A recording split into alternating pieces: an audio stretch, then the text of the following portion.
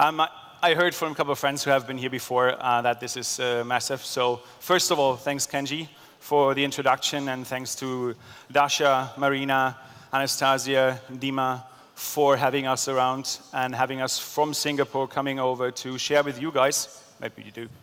I think so. To share a bit about what we are doing in Singapore, and as Kenji mentioned, why we have the chance to come here. Oh, I mean, it's a bar in Singapore, we're here in Kiev, and someone was interested enough to have us over to share what Manhattan is all about. But first of all, I would love to introduce Gab. He is our assistant manager. He's one of the 2 team members that we were happy to bring over here. The other one is Tim. He's running the bar downstairs right now, and the rest is holding the fort back in Singapore. So Gab, maybe you share 1 or 2 words about yourself. I somehow lost the words today after seeing what happened. That's totally amazing. Congratulations, by the way, guys. Lovely couple. So let me just give you a small introduction about myself. My name is Gab, as Philip mentioned. I am born in the Philippines. I'm a Filipino. I've been living in Singapore for a little bit more than 8 years now. When I first arrived in Singapore, I worked in a hotel bar. And then after 4 years, was given the chance to join Manhattan Bar a few months after the opening, and now standing in front of you to talk about the place. So, for me, I'm Philip. I'm with Manhattan since 3.5 years now. Before that, I worked in Berlin at a place called Amano. Maybe 1 or 2 of you have been around there for BCB. Also a hotel bar that back then in 2009 changed the perception of hotel bars in Germany a bit. It was also a bit more modern era. The chance to work at Le Lion in Hamburg, and finally in 2015 moved to Singapore to become part of Four Seasons. Four Seasons hotels are known around the world. It's kind of a luxury hotel brand, and known for great hotel products, but Four Seasons usually saw hotel bars as an amenity, as a necessity, to have a place where you can have their guests have drinks, as most of the other hotel brands as well. We're not talking about hotels that have a 125-year-old history and have been known for a destination bar. We're talking about the general hotel brands that really like, we have bars, but it's not a real destination bar.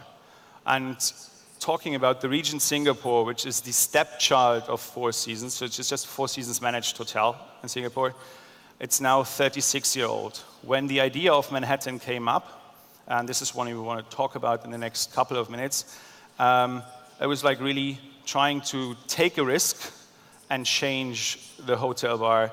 As you can see on the slide before, this is how it looked.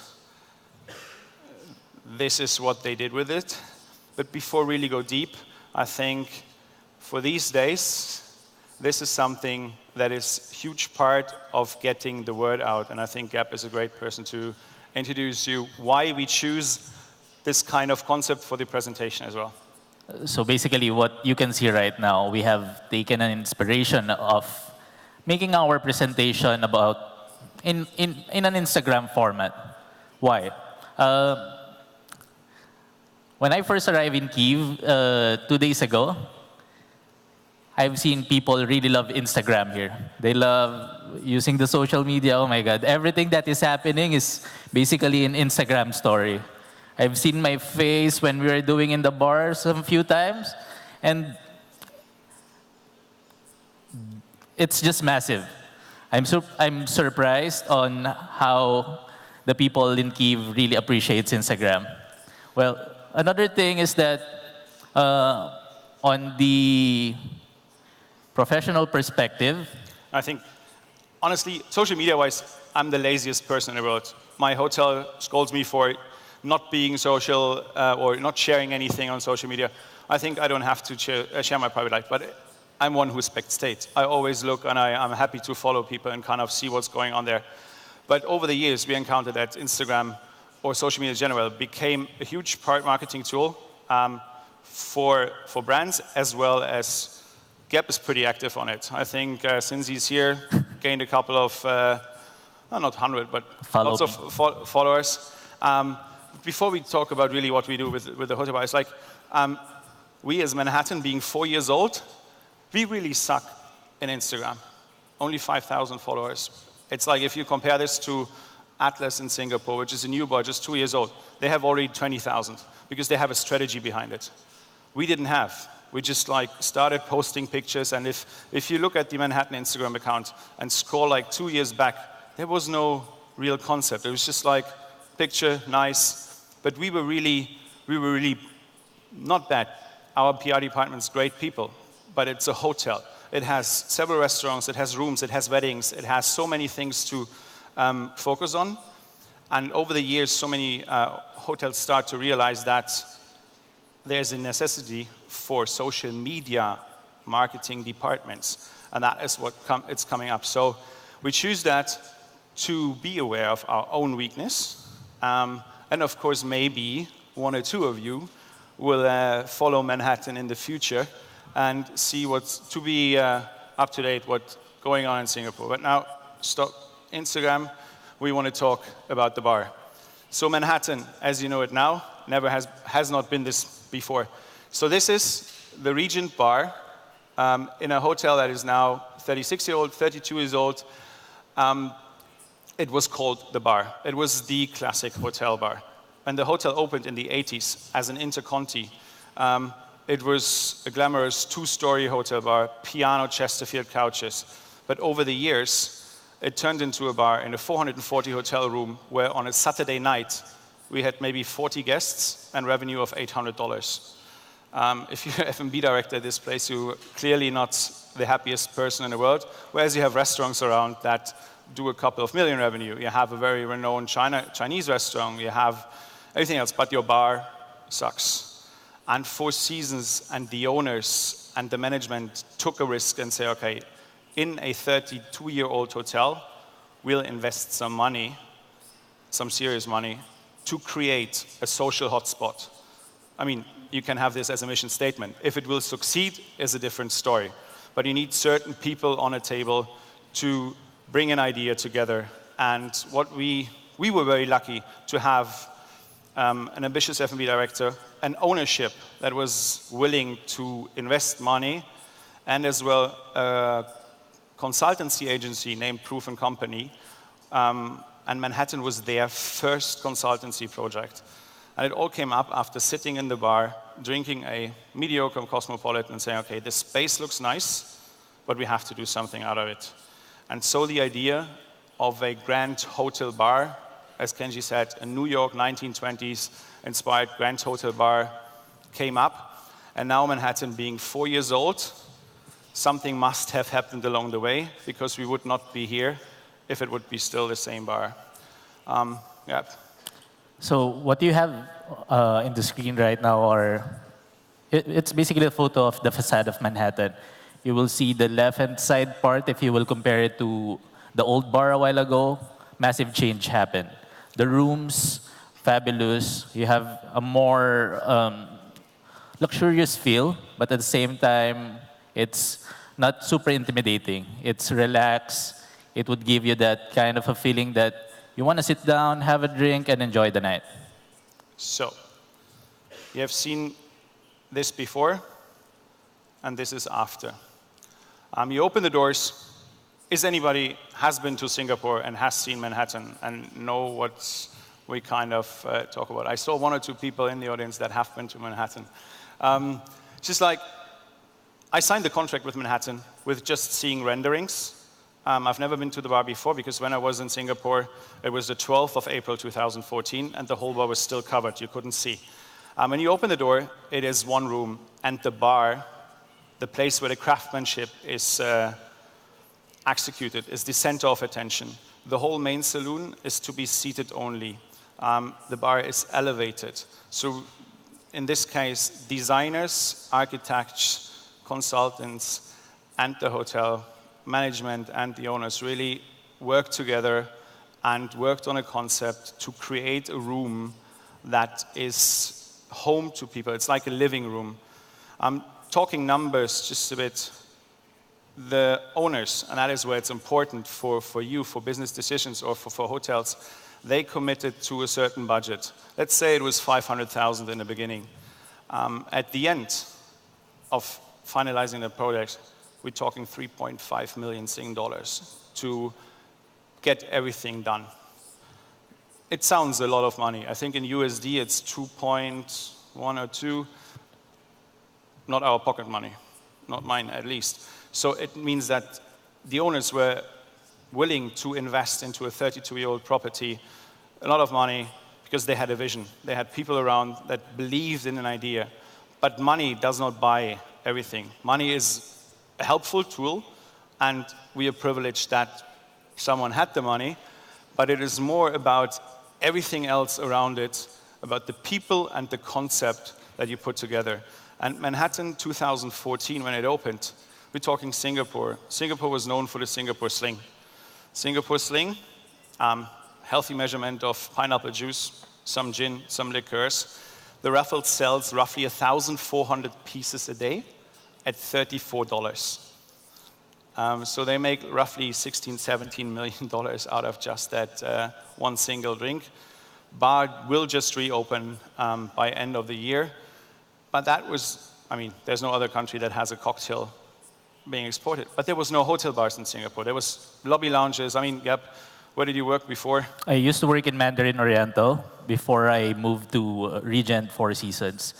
So the first thing when I arrived in Manhattan and started working in the place, this is one of the things that was highlighted to me. Something that I haven't experienced before, something I haven't even imagined that I would do. Ice program. We cut this ice using knife, hammer. For a hotel, it might be very challenging. Bartenders should not be holding this dangerous knife because it could cause some injuries. Yeah. So what we did, want to jump into this? It's about, we're talking 2014, when I said Singapore. Singapore did not have that many bars. They had 28 Hong Kong Street. There was one or two other places. The rest was places where you found a good gin and tonic, and that's it. There was no craftsmanship places. So with Manhattan, we had Tippling Club, yes, 28 Hong Kong Street, and around that year, another bars opened. But Manhattan was the first one who really shouted out about things. I know now we have all access to everything. We have access to ice, we have access to great spirits, but this is just 4 years back. It feels like traveling back in ages in this part of the world. Europe, London, I'm coming from Berlin, we had access to everything all the time.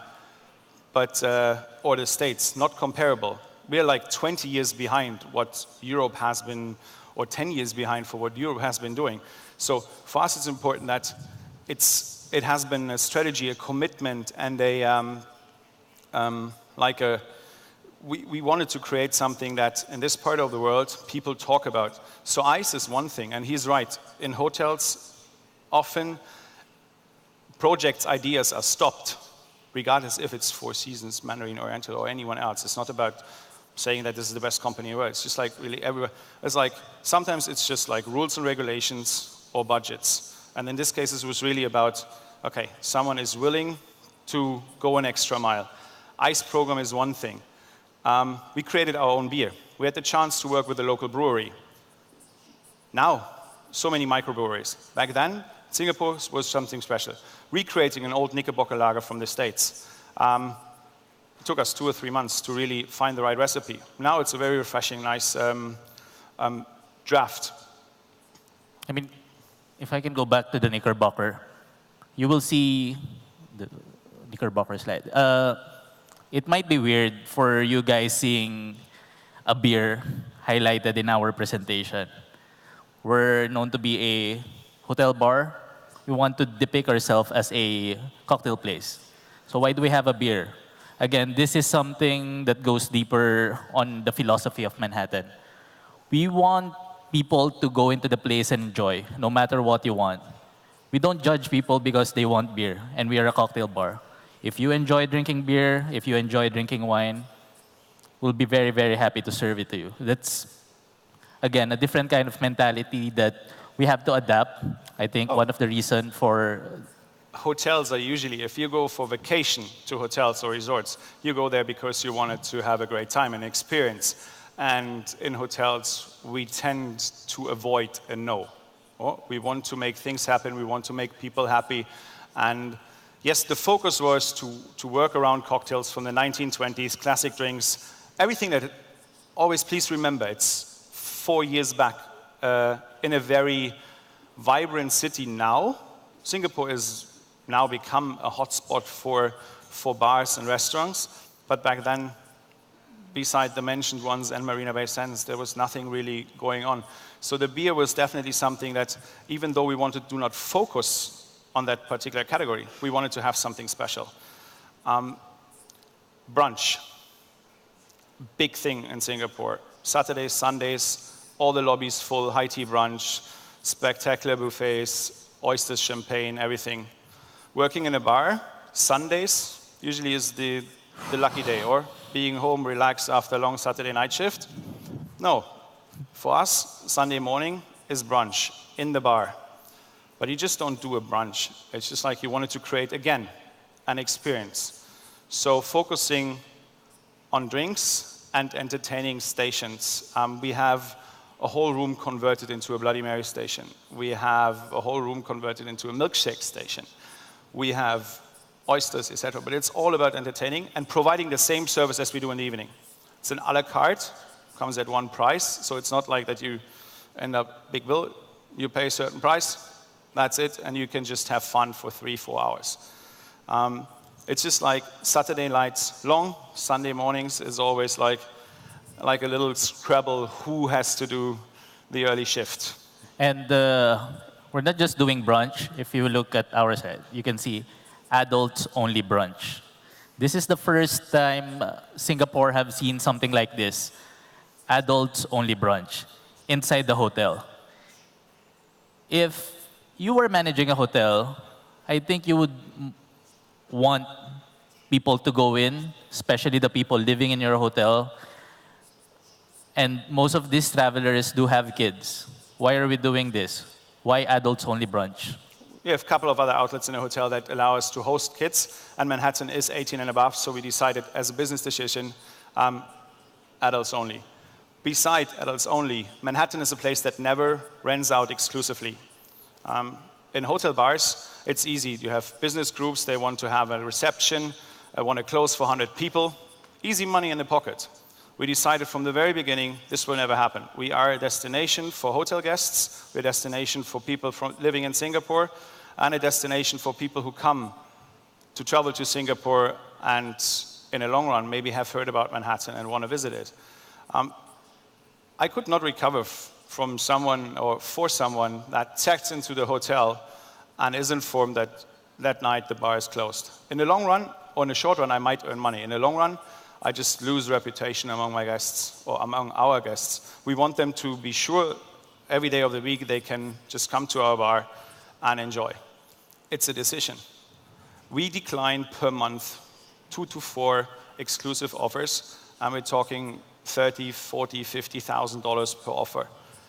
If you look on a P&L, that sounds amazing to have that in, but it is all about being a place that is open to everyone above 18 all the time. For our regulars, and we have in Singapore in a hotel bar, where Regent is very far away from everything else. Orchard is right now not the most vibrant area of Singapore for food and beverage. It's getting back there. We have 80% local residents as guests, and the rest is hotel guests and tourists coming through. For a hotel bar, that's a pretty solid number. So we don't rely on the business of the hotel, although this is not bad at all. But it's really about, with that decision not to close for special events, I think we also created the awareness among our guests that they can come at any time. But this all, I think, before is like a little, yeah, ice, we know. Brunch, we know. Rick House. That was what made me curious about Manhattan. A rick house, usually, I know, being attached to a distillery, aging spirits, all the technical stuff, fine. But someone told me Manhattan will have a rickhouse in the bar. I could not picture that. I had no idea how to put barrels into a bar and call it a rickhouse. For this rickhouse, we're talking about 105 white American oak barrels that have been customized by a cooperage in Minnesota just for Manhattan. And we had the plan to barrel age drinks. Again, Singapore 2014, the only bar that had 1 or 2 barrels in the back was 28 Hong Kong Street. No one else did it. Yes, London, Europe, they did. Maybe here even already. But not there. America, yes. Singapore, it was something new. But then, is it enough just to have a barrel-aged drink on the menu? No. You need something different. And so the designers and the architects came up with the idea to create a rickhouse. It was the collaboration between the people who gave the idea of the concept and the designers. And designers, they made their homework. And if you see, oh no, I can go back here, just 1 second. If you see this here, open tables and seating area, so space where we could create revenue, has been transformed into these 2 side rooms. And this one is the rickhouse. It's now a room, 105 barrels. To fill a barrel in Singapore, we're talking roughly $600 to $1,000, depending on the spirits that you put in there. In Singapore, every single bottle is taxed with roughly $28. So in Europe, I used to pay for, let's say, Tanqueray 10, below 30 euros cost price. Singapore, it's $75. So it's a huge effort and commitment by the hotel to allow us aging cocktails. Angel chair is for real. So angel chair is something where things in a barrel disappear. It's roughly 200 ml per 2 weeks. And to explain this to finance, that I say, okay, I want to age cocktails. I need that much money to put stuff in. And we let it lie there for 2 weeks, 4 weeks, 6 weeks, 8 weeks, 2 months. And we lose money. And they still allow us to do it. It's like effort of an entire hotel. Maybe you can share about the Solera system. So the most popular cocktail, the biggest selling cocktail that we have in Manhattan is called the Solera Aged Negroni. This is a classic Negroni, gin Campari, sweet vermouth. We add a little bit of Grand Classico in there. But the idea is that having that whole cocktail, place them inside a barrel, Solera system, 3 levels Solera, 2 weeks in each and every level, 14 barrels dedicated just for that cocktail alone. And those cocktails are in no way connected by pipes. You have to carry them, pull them out, measure, bring it back, put the next one to the next barrel. We're talking about 14 of this roughly 40 kilos easily of those barrels that you have to move every 2 weeks. So if you will look at it, it's a lot of work.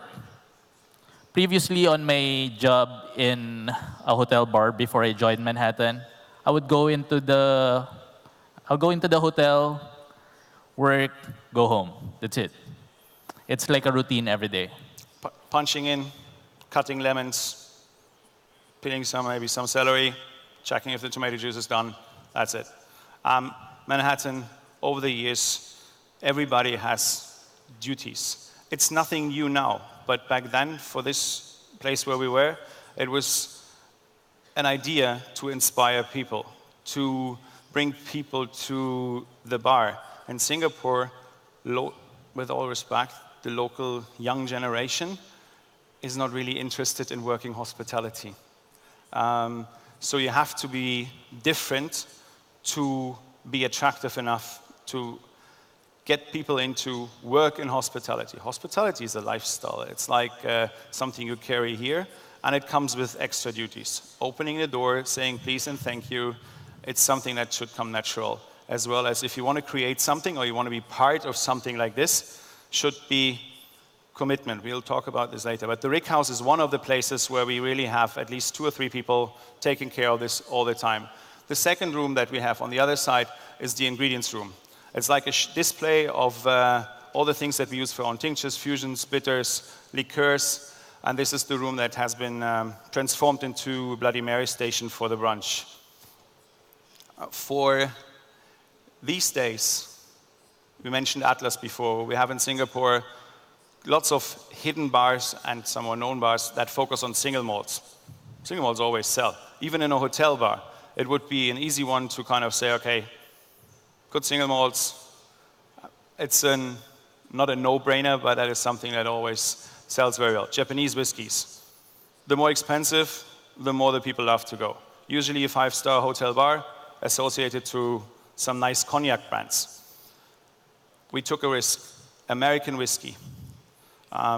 Still, I think, a underrated but slightly pricey category, because in the recent years, of course, especially bartenders brought up old recipes and used dry bourbons, etc. again. Right now, we have roughly 200, starting from bottles from 2000, no, from 2000, 2016. no, 1916. 1960. So they survived prohibition. We are happy enough to have some Van Winkle, Sazeracs. I mean, at the end of the day, you can go to the internet, auctions, and you find everything. You pull carte blanche and pay whatever you want. You can buy everything for money. With this one, we didn't want to. We wanted to grow it naturally. That means over time we collect, we let opportunities slip if we find something expensive. Because we want to sell it as a reasonable price. Over the years, or over this year, Manhattan became a destination for American whiskeys, and right now in Asia it is already, if it's not a privately collected assemblage of American whiskeys, it's the biggest one. And we want to keep it growing naturally. The idea is in the long run to convert the entire room into an American whiskey library, which definitely will be a very bespoke and big one. Craftsmanship. We're talking about aging. It's Manhattan, if you walk in, you see the bar, you see that these guys are running the show and providing hospitality par excellence. Everyone who had the chance to enjoy Manhattan sees that it's all about the craftsmanship. So craftsmanship. We have talked about the ICE program a while ago. We have placed something there. We have the ICE. Now what will we do with that one? We just don't want to have it as a highlight, and we don't utilize it. So after having that ice, we decided to use it and utilize it into different drinks. We have different cut of ice. We do have different styles on different glasses to give a different kind of presentation, a different kind of experience on the cocktails that you're having. That's a lot of commitment if you look at it. You don't stop just because you have something good. You want to improve it every now and then. That is a big difference if every time I look at what I was doing before and what I am doing now. Before, again, walking into the place, thinking of going home, the time you will be going home. But now, you go into a place, oh, I have this very, very fun idea. I should try it. I should improve it. I think we can use it in the bar. We can let the people enjoy this thing that you think you're very passionate about. It's about sharing what you are passionate about. And again, if I never had the chance to move to Manhattan, I don't think I will have the chance to do all these things. I think what we want to highlight here is that the empowerment that the hotel gives us is the key to the success. We didn't reinvent the wheel. And again, everybody here has the access to all that, what we are doing. There's nothing new, there's nothing super exciting about it. It's just like at the right moment giving people opportunities in their hand to start something. But if you start something, you have to continue. It's about choosing glassware. In the beginning, Manhattan had 2 customized Czech crystal glasses, $35 each. If you make that decision, you have to have the budget next year, the year after, the year after, the year after. It doesn't make sense if you start at the very top and then, oh, it's actually cheaper to buy a glass that looks like, but it's not the same drinking experience. So if someone opens a place, choose something that you can continuously use. And that is where the hotel, luckily, has been very supportive. And if you want to try something, of course we have to look into budget, but we are very much supported.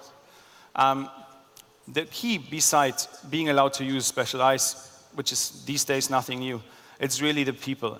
And it's unfortunate that's just one or two people standing here. It's more about the experience that we create, either at the bar, being allowed to do pop-ups, or if you come to Manhattan and enjoy. This sounds, I know, it's just talking. You have to experience every single character of them, and I hope that some of you give Tim downstairs a hard time later. The key to Manhattan, or the key to Manhattan's presence right now is the people that work there, and their commitment, their passion, their personality. Everybody carries hospitality at the right place. And this is, I know we have, as a team, we now are, at the point where it's really hard to let go. We have some talents that will move on and go for bigger stages, but everybody who has been part of us is, I don't know how to say, we really gave a vision. When Manhattan opened, it was a great team, floor and bar. But the floor team was not knowing what the bar team was doing, the bar team was not knowing what the floor team was doing. So we started to do interchanges. We had bartenders working on the floor to see how hard it is to actually carry a tray, to talk to people right in the face, whereas behind the bar you have always the security to kind of escape. Maybe you want to talk about Jenny. So that is Jenny. He's one of... It would be more interesting if she would be here. She's working in Manhattan. One of, I would say, the most passionate, although it will be unfair to say the other ones are not, because every single person behind that door are giving their best every day. But this is Jenny. She is in charge of our wines. Again, if you will go to Manhattan, you might think cocktail bars. I don't have any career, I won't develop here because this is a cocktail place. But again, we were empowered. We have diversified our wine list. We have improved this. And Jenny passionately giving her time, even sometimes personal time, choosing what wine would best fit the kind of service, the kind of operation that we have in Manhattan. In general, it's about encountering talents and don't let them go. In a hotel, you sometimes have raw diamonds in front of you, but you don't train them, you don't support them, you just use them until they're full and just leave. It's all about reading people and encouraging them. It's not the easiest job to work in a hotel. Long hours, mostly not the most amazing payment, but if you believe in a career and in hospitality, it can get you somewhere. And we are allowed to travel the world because we do what we do. And working for hotels usually comes with other benefits. To travel some destinations, other people have to pay very much for the rooms, and you just enjoy. That's a small thing, but at the end of the day, it's carrying hospitality at the right space. And for us as people who lead teams, who work with talents, is to identify them and support them. Jenny wanted to leave. She wanted to go back to an Italian restaurant where she can be sommelier. I said, you go, trust you come back, trust me, you come back in 3 months. It took 4 months, she wanted to be back, because the team dynamic is a different one, and we created a wine program around her to support her, and now she is on the way to WSET sommelier number 2. So it's, there's always ways that we can empower talents. Besides having young generation, it's having old one. Uncle Ding, he's 36 years in the hotel. When Manhattan opened, he was asked if he wants to stay. He used to be the bartender at the bar, knowing everything about Cosmopolitan, Gin Fizz, White Lady, etc. New drinks, new things. He said, no, I want to stay, I want to learn. But I don't want to do operations anymore. I said, okay. Now he is the one in the background who's responsible for all juices, all syrups. 36 years, not a single day MC. He was never sick leave in his entire work life. The hotel is open for 36 years. He has been there. And I mean, these days, this is nothing that you really hear anymore. We have 14 right now that have been since the opening at the same property.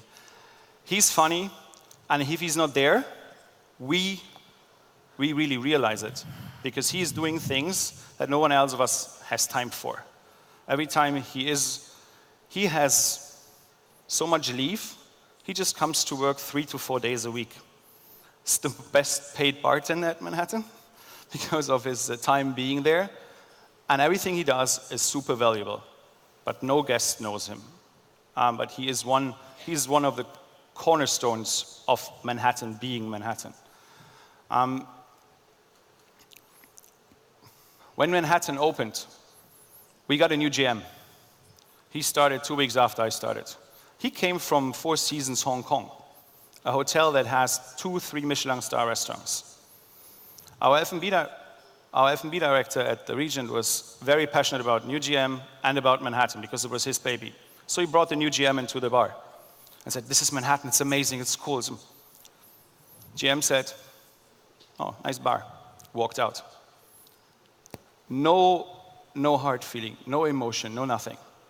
And we were standing there, okay, how do we get that person on our side to drive that program? Because if you don't have the support from the very top, you are not allowed to do certain things. Even you started them, at some point, they will be like, okay, why do we spend money for this? Why for this? Why for this? At the end of the day, a hotel is bottom line business.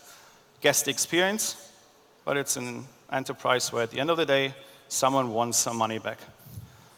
So we had to come up with an idea. I called Stanek. He is the GM for Proof & Co. I was like, "New GM, I don't know what we want to do." So we came up with the idea to rent the presidential suite of the hotel, invite the GM, the F&B director, executive chef, 3 from Proof & Co., assistant bar manager, and sat down and said, okay, this is what we want to do. This is where we picture Manhattan maybe in future, but beside what we do every single day, 2014 was already the time where people started to travel, guest shifts all over, trade shows, bartenders appearing on certain. No one from Singapore, maybe 1 or 2 people traveled before. Peter Chur, because he joined Bacardi Legacy, and someone from World Class. That's it. There was no guest bartending appearances, which has been all over the world already something regular. I came and I had 4 trips lined up before joining the company. GM declined all. One of them was judging a competition in Mexico with Julio Bermejo and Esther Medina Costa. I had to decline 4 weeks before. I had to find something to make him believe that this is part of our job and part of getting the word out. So that presentation in that suite took 2 hours, giving him a vision, and he said, okay, from here on. So half a year later, no, 3 months later, we got an invitation from Athens, Clumsy's hotel bar project. It was bars like Savoy, Dandelion, Corner, unfortunately could not make it. We had Broken Shaker from Miami. We had Dry Martini from Barcelona. All very established bars. And Lobster from Hong Kong. All very, Nomad, New York. So this is like big names. All on certain lists, quite well positioned. And Manhattan got an invitation. So we walked up to GM and said, okay, are we allowed to go? And he said, oh, I see some value in that.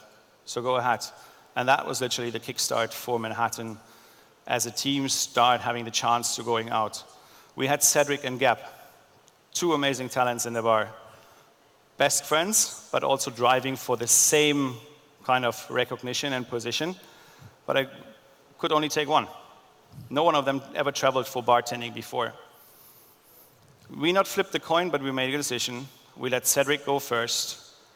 And everyone who met Cedric before or had the chance to meet him, he's an outstanding character. And he's now the head bartender of Manhattan and is one of the best bartenders I've ever seen on the planet. His passion is, to me, inspiring. We're back to that being allowed to start traveling. From there on, we are kind of very privileged to do a lot of things. And that also helped, of course, to get the name out. But nothing is taken for granted. Nothing is given. Every single step until here, we worked for. We also face sometimes yeah, Manhattan is this and Manhattan is this because you have the money. Yes, or everybody is sorting. No, it's not. We work for everything. Of course, think back. Manhattan was expensive, was not cheap. We paid back in 23 months.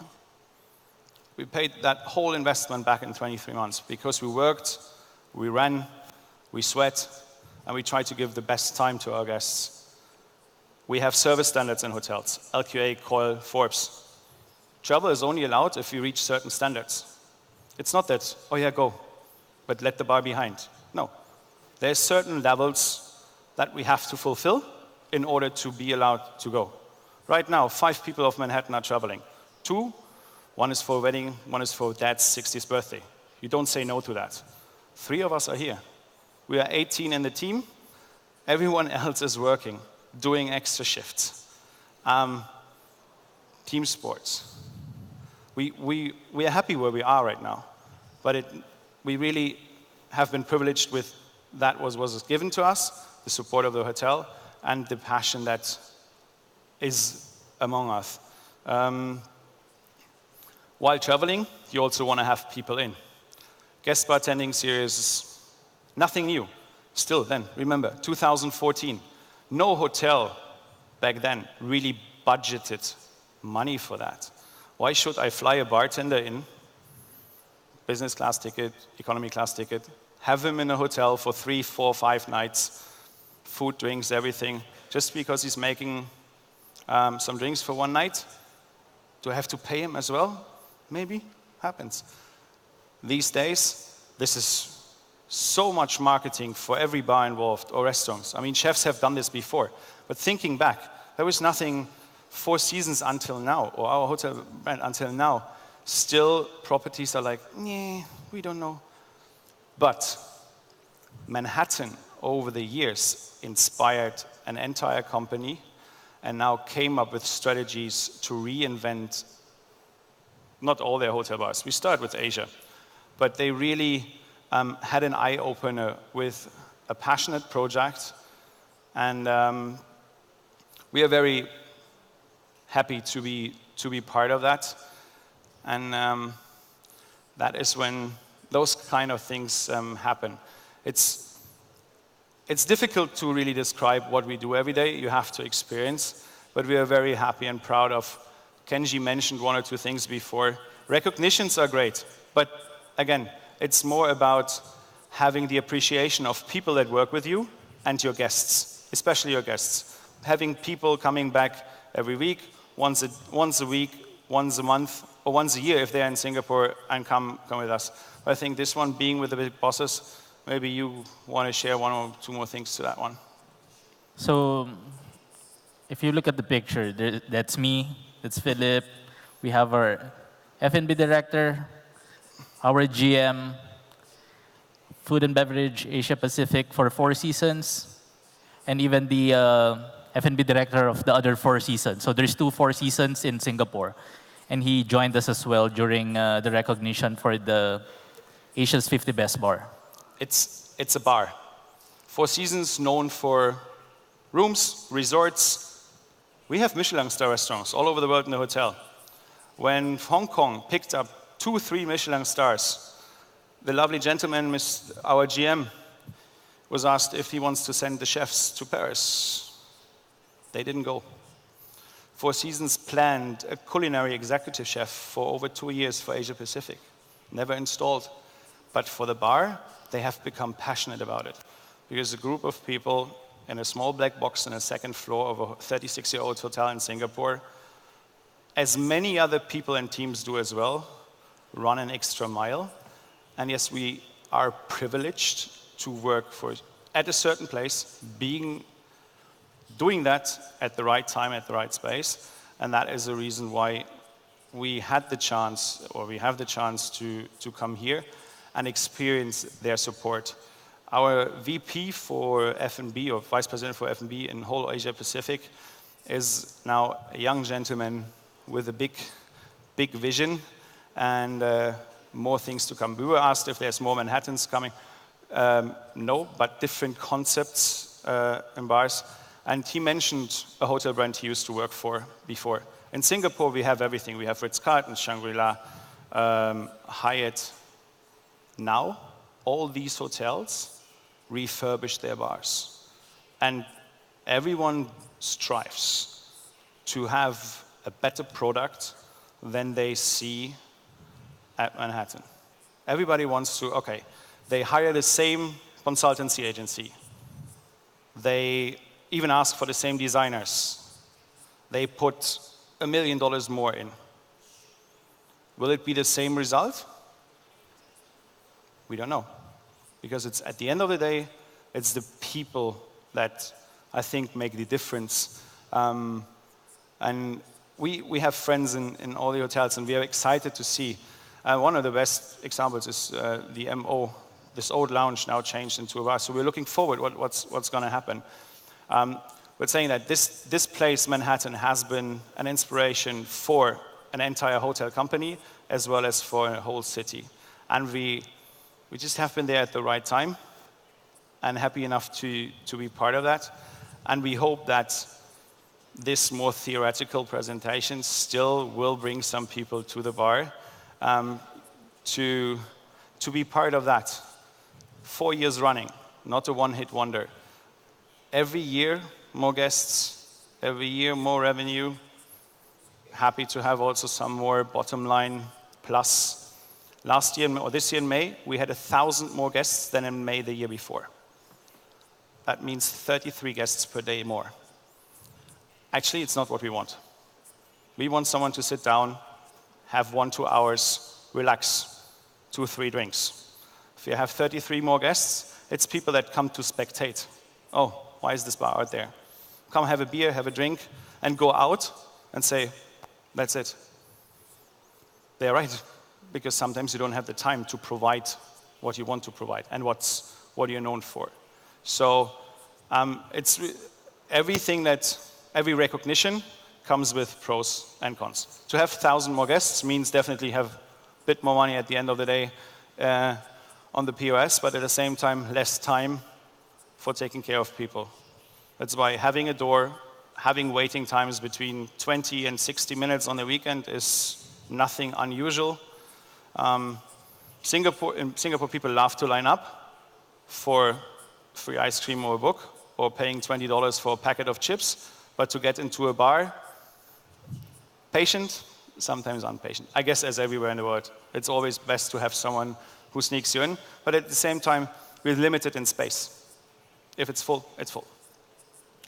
Good problem to have, but sometimes it causes really problems. Being in a hotel, especially associated with such a brand, there's guests that have access to everything.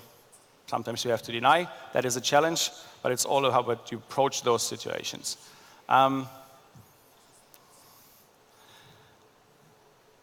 It's not a commercial for Four Seasons, but honestly, we are very happy to be surrounded by people that understand that hospitality is a lifestyle, and Manhattan hopefully provides that every day, and small things do matter. So, anything from you? Four Seasons, how many hotels do they have? 110, I think, roughly. 110. Each and every hotel will have their F&B outlet. We're a bar on a hotel under Four Seasons. One bar. And somehow we had the chance to change the whole perspective of this big company on how they look on this specific thing. I had a chance to go around Kyiv the past 3 days.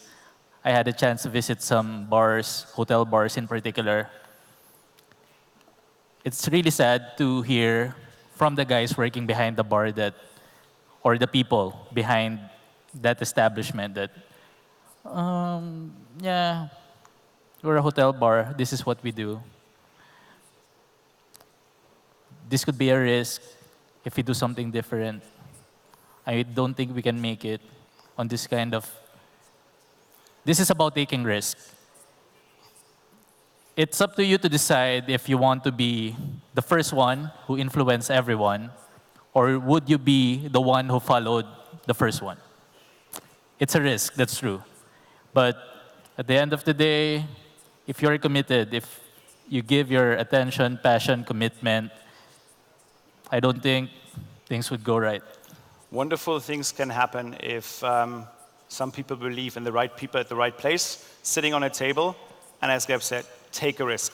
Manhattan is a product of risk, but luckily has been very much supported. And the people who had the chance to support it, money matters, but as I said, our budget was this times so many times because they believed in an idea. And we are fortunate enough to be part of that. And again, we hope to see one or two of you, or all of you, back in Singapore at some point. Thank you for your time, and have a great barometer. Thank you. End of story.